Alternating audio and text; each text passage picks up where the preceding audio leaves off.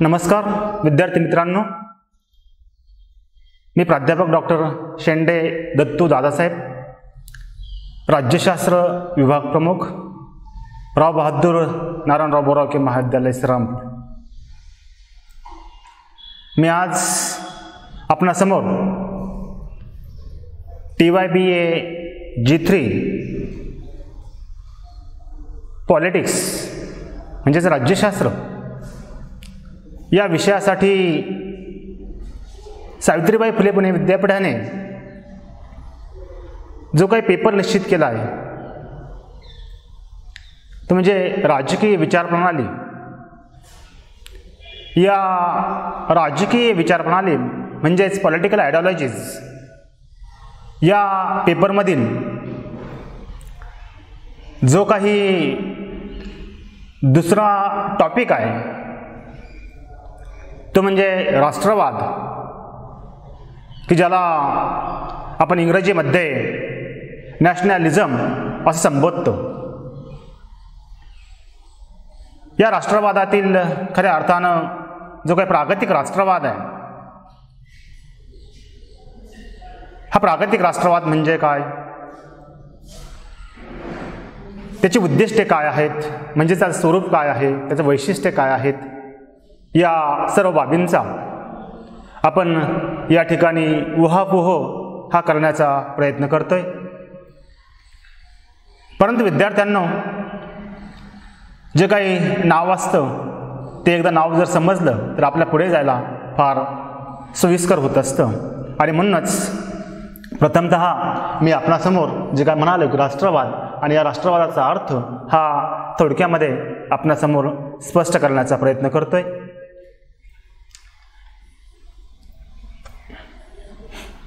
विद्यार्थी मित्रांनो, की राष्ट्रवाद हा मराठी भाषेतील शब्दप्रयोग आणि या राष्ट्रवादाला इंग्रजीमध्ये नॅशनॅलिझम असं म्हणतायत, की ज्याला इंग्रजीमध्ये ज्याचं स्पेलिंग जर बघितलं तर NATIONALISM हे त्याचं स्पेलिंग। परंतु विद्यार्थी मित्रांनो, की हा जो काही नॅशनॅलिझम हा जो काही शब्दप्रयोग आहे हा दोन शब्दांपासून निर्माण झाला आहे। एक म्हणजे राष्ट्र आणि दुसरा म्हणजे वाद, इंग्रजीमध्ये नेशन प्लस इझम। मग प्रश्न निर्माण होतो की हा राष्ट्रवाद म्हणजेच नॅशनॅलिझम या शब्दाची उत्पत्ती कशी झाली असेल, आणि म्हणून याची उत्पत्ती बघत असताना आपण त्याच्या मुळाकडे जाण्याचा प्रयत्न करूया। आणि म्हणून मूळ लॅटिन भाषेतील नॅटिओ हा शब्दप्रयोग, मूळ लॅटिन भाषेतील नॅटिओ हा शब्दप्रयोग, आणि हा जो काही नॅटिओ आहे त्याचा अर्थ काय आहे, तर त्याचा अर्थ आहे रक्त, वंश किंवा जन्म।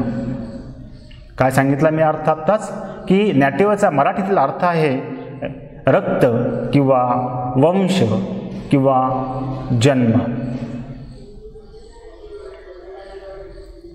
आणि यावरून आपण राज्यशास्त्रामध्ये याचा अर्थ घेताना आपण असं म्हणालो की एकाच वंशाचे किंवा एकाच रक्ताचे किंवा एकाच जन्माची जी काय माणसं असतात ही एकात्म असतात, एक असतात। आणि मग हा एकात्म स्वरूपाचा समाज म्हणजेच काय, तर राष्ट्र ही पहिली संकल्पना या ठिकाणी क्लिअर होते। त्यानंतर विद्यार्थी मित्रांनो, आपण दुसऱ्या संकल्पनेकडे वळतो आणि ती दुसरी संकल्पना आहे ती म्हणजे राष्ट्र। मग राष्ट्र म्हणजे काय, तर मी आत्ताच म्हणालो की राष्ट्रकापासनं राष्ट्र ही संकल्पना निर्माण झाली, म्हणजेच नेटिव्हपासून नेशन ही संकल्पना निर्माण झाली। मराठीमध्ये राष्ट्रकापासून राष्ट्र ही संकल्पना निर्माण झाली. कशी संकल्पना निर्माण जर झाली तर आपण शब्दशः जर अर्थ जर बघितला तर आपल्याला असं जाणवतं बघा की एकात्म स्वरूपाचा समाज. मी आत्ताच म्हणाल्याप्रमाणे की हा एकात्म स्वरूपाचा समाज एक रक्त किंवा एक वंश किंवा एक जन्म या आधारे एकात्म झालेला आहे. असा हा एकात्म स्वरूपाचा समाज विशिष्ट अशा भूमीवरती जेव्हा आपलं राजकीय आसन स्थिर करतो तेव्हा राष्ट्राची निर्मिती होते. काय सांगितलं मी राष्ट्र म्हणजे काय आता थोडक्यात?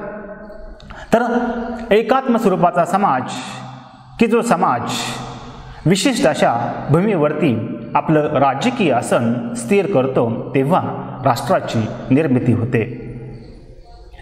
आणि मग या राष्ट्रानंतर राष्ट्रवाद ही संकल्पना निर्माण होते. कशी निर्माण होते? तर प्रथमतः राष्ट्र आणि राष्ट्रवाद याप्रमाणेच शब्दशः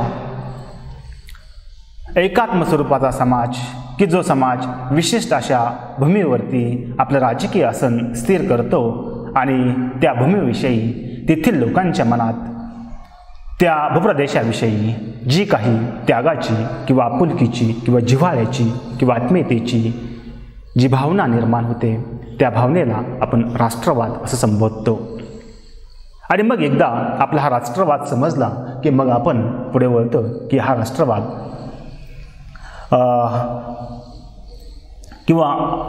एकदा की आपल्याला हा राष्ट्रवाद समजला की मग आपण निश्चितच हा राष्ट्रवाद हा शब्दप्रयोग कशा प्रकारे वापरला गेला आणि त्या आधारे त्याचे कशा प्रकारे प्रकार हे निश्चित झालेत या बाबींकडे आपण वळण्याचा प्रयत्न करतोय. आणि म्हणून विद्यार्थी मित्रांनो की राष्ट्रवाद हा शब्दप्रयोग प्रथमतः की वंश किंवा वंशिक एकता या संदर्भामध्ये वापरला गेला. त्यामध्ये आपण मार्टिन लुथर किंग यांची नावं घेतो. आणि म्हणून राष्ट्रवाद हा शब्दप्रयोग प्रथमतः वंशिक एकता या संदर्भामध्ये वापरला गेला. नंतरच्या काळात जी काही फ्रेंच राज्यक्रांती झाली या फ्रेंच राज्यक्रांतीच्या वेळी हा शब्दप्रयोग देशभक्तीच्या संदर्भामध्ये वापरला गेला. पहिल्यांदाच मी म्हणालो की वंशिक एकतेसाठी राष्ट्रवाद हा शब्दप्रयोग वापरला गेला. फ्रेंच राज्यक्रांतीच्या काळात हा शब्दप्रयोग देशभक्तीच्या संदर्भामध्ये वापरला गेला. आणि काळाच्या ओघात हा शब्दप्रयोग राष्ट्रनिष्ठा असेल, राष्ट्रभावना असेल या संदर्भामध्ये वापरला जाऊ लागला. थोडक्यात विद्यार्थी मित्रांनो राष्ट्रवाद म्हणजे तरी काय? तर आपण थोडक्यात त्याचा आशय जर बघण्याचा प्रयत्न जर केला तर आपणास म्हणता येतं की विशिष्ट भूप्रदेशातील लोकांच्या मनात आपल्या राष्ट्राची शक्ती असेल, स्वातंत्र्य असेल व उत्कर्ष असेल यात वाढ घडवून आणावी अशी जी एक प्रकारची आकांक्षा असते त्या आकांक्षेचा उल्लेख करण्यासाठी राष्ट्रवाद हा शब्दप्रयोग वापरला जाऊ लागला.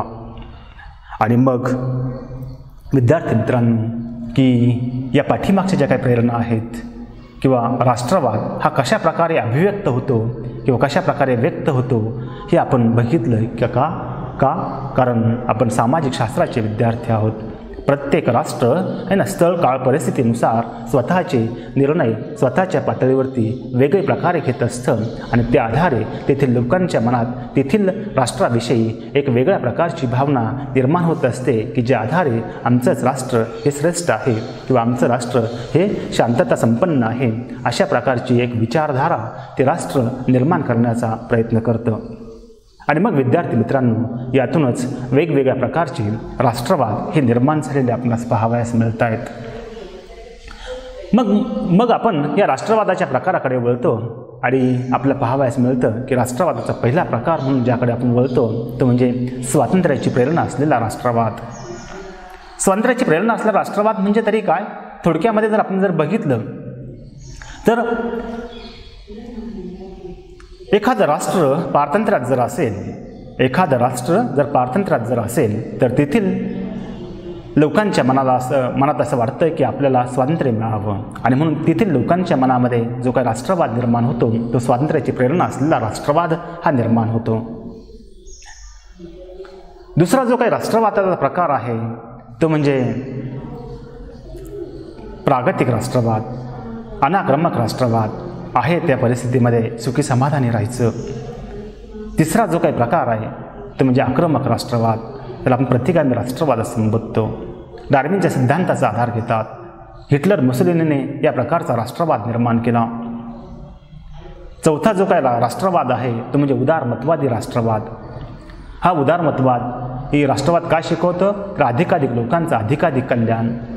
आणि पाचवा जो काही प्रकार आपण म्हणूया तो म्हणजे अल्पसंख्याक राष्ट्रवाद, की जे काही अल्पसंख्याक आहेत त्यांच्या हिताची जपणूक झाली पाहिजे, त्यांच्या हिताचं संवर्धन झालं पाहिजे, अशा ढोबळ मनाने आपण हे प्रकार या ठिकाणी अभ्यासतो. विद्यार्थी मित्रांनो, आपण या ठिकाणी प्रागतिक राष्ट्रवाद हा प्रामुख्याने अभ्यासण्याचा प्रयत्न करतोय. प्रागतिक राष्ट्रवाद म्हणजे काय किंवा अनाक्रमक राष्ट्रवाद म्हणजे काय, कशा प्रकारे हा राष्ट्रवाद निर्माण झाला. आणि म्हणून विद्यार्थी मित्रांनो, प्रागतिक राष्ट्रवाद म्हणजे तरी काय तर ज्या राष्ट्रवादामुळे मानव जातीच्या प्रगतीस खऱ्या अर्थानं हातभार लागला किंवा हातभार लागण्याचा प्रयत्न झाला, राष्ट्रास स्वातंत्र्य मिळवून दिलं गेलं, ज्यामुळे व्यक्तीला स्वातंत्र्य मिळालं, म्हणजेच राष्ट्रालाही स्वातंत्र्य मिळालं आणि व्यक्तीलाही स्वातंत्र्य मिळालं. देशाची औद्योगिक प्रगती करणे हे ध्येय साधणारा राष्ट्रवाद उदयास आला आणि त्यालाच आपण काय म्हणतोय तर प्रागतिक राष्ट्रवाद किंवा अनाक्रमक राष्ट्रवाद असं संबोधतो. असा हा जो काही प्रागतिक राष्ट्रवाद आहे है ना, असा हा जो काही प्रागतिक राष्ट्रवाद आहे, या प्रागतिक राष्ट्रवादाची आपण काही वैशिष्ट्ये किंवा उद्दिष्टे किंवा त्याचं स्वरूप हे या ठिकाणी अभ्यासण्याचा प्रयत्न करतोय. आणि म्हणून विद्यार्थी मित्रांनो, प्रागतिक राष्ट्रवादाचा पुरस्कार करणारे जे काही देश आहेत त्या देशांनी प्रागतिक राष्ट्रवादाची काही उद्दिष्टे ही साध्य करण्याचा प्रयत्न केलेला आपणास दिसून येतो आणि त्यालाच आपण या प्रागतिक राष्ट्रवादाचे स्वरूप किंवा वैशिष्ट्ये या अर्थाने संबोधतो. आणि म्हणून यातील जे काही पहिलं जे काही वैशिष्ट्य आहे किंवा जे काही उद्दिष्ट आहे किंवा जे काही स्वरूप आहे ते म्हणजे स्वातंत्र्याच्या दृष्टीने विचार केल्यास राष्ट्रवादी समाज पारतंत्र्यात असेल तर तो समाज पारतंत्र्यातून मुक्त होण्याचा प्रयत्न करतो आणि जर तो समाज स्वतंत्र असेल तर आपले स्वातंत्र्य टिकविण्याचा प्रयत्न करतो. बघा, पहिल्या भागामध्ये काय म्हणालोय की पहिलेच वैशिष्ट्य काय म्हणत आपण की स्वातंत्र्याच्या दृष्टीने विचार केल्यास प्रागतिक राष्ट्रवादी समाज पारतंत्र्यात असेल तर तो समाज पारतंत्र्यातून मुक्त होण्याचा प्रयत्न करतो, म्हणजे पारतंत्र्य झुगारून टाकण्याचा प्रयत्न करतो. आणि जर तो समाज स्वतंत्र असेल तर तो आपले स्वातंत्र्य टिकविण्याचा प्रयत्न करतो. ही पहिलं वैशिष्ट्य. त्यानंतर दुसऱ्या वैशिष्ट्याकडे जेव्हा आपण बोलतो तेव्हा आपल्याला असं पाहावयास मिळतं की प्रागतिक राष्ट्रवाद हा जो काय आहे त्याचं दुसरं वैशिष्ट्य अभ्यासत असताना आपण असं म्हणू शकतो की देश जर स्वतंत्र असेल आणि समाज गुलामगिरीत असेल तर ते प्रागतिक राष्ट्रवादात चालणार नाही. लोकांना स्वातंत्र्य मिळेल अशी लोकशाही तो समाज स्वीकारत असतो. म्हणजे खऱ्या अर्थानं लोकांना स्वातंत्र्य मिळालं पाहिजे, देश स्वतंत्र असला पाहिजे है ना, आणि समाज हा गुलामगिरीत असता कामा नये. ही दुसरं वैशिष्ट्य प्रागतिक राष्ट्रवादाचं आपणास स्पष्ट करता येतं. तिसऱ्या वैशिष्ट्याकडे जात असताना आपणास असं म्हणता येतं की समाजाचे स्वातंत्र्य हे अमर्याद असून चालत नाही आहे, की समाजात स्वातंत्र्य जे काय आहे हे अमर्याद असून चालत नाही आहे. स्वातंत्र्याबरोबरच समतेचाही विचार करावा लागतो आणि खऱ्या अर्थानं किंवा विशेषतः आर्थिक क्षेत्रातील जी काही विषमता आहे ही आर्थिक क्षेत्रातील विषमता ही लोकशाहीला घातक असते. म्हणूनच संपत्तीचे विकेंद्रीकरण करण्याचा प्रयत्न केला जातो. तसे न केल्यास समाजात वर्गसंघर्ष हे निर्माण होतात किंवा राष्ट्रास किंवा राष्ट्रवादास तडे जाण्याची शक्यता असते. आणि त्याचं उदाहरण बघताना विद्यार्थी मित्रांनो, जेव्हा भारतीय घटना समितीचं कामकाज चालू होतं तेव्हा डॉक्टर बाबासाहेब आंबेडकर घटना परिषदेमध्ये जेव्हा आपलं भाषण करत होते किंवा आपले विचार व्यक्त करत होते तेव्हा त्याचे म्हणालेत की आपण मोठ्या कष्टानं राजकीय लोकशाहीचं मंदिर हे निर्माण केलं आहे आणि हे राजकीय लोकशाहीचं मंदिर जर आपल्याला टिकवायचं जर असेल तर या देशामध्ये मोठ्या प्रमाणामध्ये जी काही आर्थिक विषमता आहे ही आर्थिक विषमता आपल्याला दूर करणं हे गरजेचं आहे. आणि जर आपण ही आर्थिक विषमता दूर करू शकलो नाही आहे तर आपण मोठ्या कष्टानं उभारलेलं हे राजकीय लोकशाहीचं मंदिर उद्ध्वस्त झाल्याशिवाय राहणार नाही आहे. आणि म्हणून प्रागतिक राष्ट्रवादाचं हे तिसरं वैशिष्ट्य आपणास स्पष्ट करता येतं. त्यानंतर विद्यार्थी मित्रांनो, जे काय चौथं वैशिष्ट्य आहे ते म्हणजे प्रागतिक राष्ट्रवाद हा ज्याप्रमाणे समतेवर आधारित आहे त्याचबरोबर बंधुभावावरती देखील आधारित असलेला आपणास पाहावयास मिळतो. समाजात जे काही जात आहेत, धर्म आहेत, वंश आहेत, पंथ आहेत, भाषा आहेत इत्यादीच्या आधारे भेदभाव हा केला जात नाही आहे. नागरिक म्हणून सर्व नागरिकांचा दर्जा हा समान असतो. त्यानंतर जे काय पाचवं वैशिष्ट्य आहे त्या पाचवं वैशिष्ट्य अभ्यासत असताना आपण असं म्हणतो की प्रागतिक राष्ट्रवाद हा बुद्धिवादाचा पुरस्कार करतो.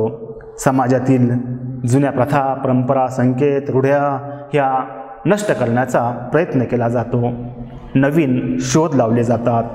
नवीन कलेची व साहित्याची निर्मिती केली जात असते. त्यामुळे व्यक्तीबरोबरच संपूर्ण राष्ट्राचा विकास हा होत असतो. त्यानंतर जे काही सहावं वैशिष्ट्य आहे ते सहावं वैशिष्ट्य अभ्यासत असताना प्रागतिक राष्ट्रवाद हा धर्मनिरपेक्षतेचा पुरस्कार करतो. जसं की भारताने धर्मनिरपेक्षतेचा पुरस्कार केला आहे. भारताचा म्हणजेच भारत हे एक जे काही राज्य आहे त्याला आपण म्हणतो India, that is Bharat shall be union of states, म्हणजेच भारत हा राज्यांचा संघ आहे. आणि याने म्हणजेच भारताने प्रागतिक राष्ट्रवादाचा स्वीकार केला आहे आणि म्हणून भारताने धर्मनिरपेक्षतेचाही स्वीकार केला आहे. आणि म्हणून भारतीय राज्यघटनेच्या तिसऱ्या प्रकरणामध्ये 25 ते 28 या कलमात धर्मनिरपेक्षतेच्या ज्या काही तरतुदी आहेत त्या जेव्हा आपण अभ्यासाचा प्रयत्न करतो तेव्हा आपण असं म्हणतो की भारताचा असा कोणताही धर्म नाही. धर्म ही व्यक्तीची खाजगी बाब आहे. प्रत्येक व्यक्तीला पाहिजे तो धर्म ती व्यक्ती स्वीकारू शकते, त्या धर्माचं आचरण करू शकते, त्या धर्माचं पालन करू शकते. तसेच राज्याकडून अंशतः अथवा पूर्णतः अनुदान मिळणाऱ्या शैक्षणिक संस्थेतून धार्मिक शिक्षण हे सक्तीनं देता येणार नाही आहे. म्हणजेच भारतानेही धर्मनिरपेक्षतेचा स्वीकार केला आहे. याचा अर्थ देशात कोणत्याही धर्माला राजाश्रय हा दिला जात नाही आहे. नागरिक म्हणून सर्व नागरिक समान असतात. प्रत्येकास आपलं धार्मिक स्वातंत्र्य असतं. धर्माच्या नावाखाली ज्या काही अनेक जुन्या समजुती असतात त्यांना प्रागतिक राष्ट्रवादामध्ये कुठेच स्थान दिलेलं आपणास पाहावयास मिळत नाही आहे. आणि तशा प्रकारचा विचार निर्माण होत असेल तर तशा प्रकारचा विचार हा नष्ट केला जात असतो आणि समाजास त्यापासून मुक्त केले जात असते. त्याचबरोबर हा जो काही प्रागतिक राष्ट्रवाद आहे हा प्रागतिक राष्ट्रवाद औद्योगिक क्रांतीचा पुरस्कार करतोय की ज्यामुळे देशाची प्रगती होत असते. उत्पादनात व आंतरराष्ट्रीय व्यापारात वाढ होत असते. देशाचे दरडोई उत्पन्न वाढवून उत्पन्नाचा दर्जा हा वाढला जात असतो.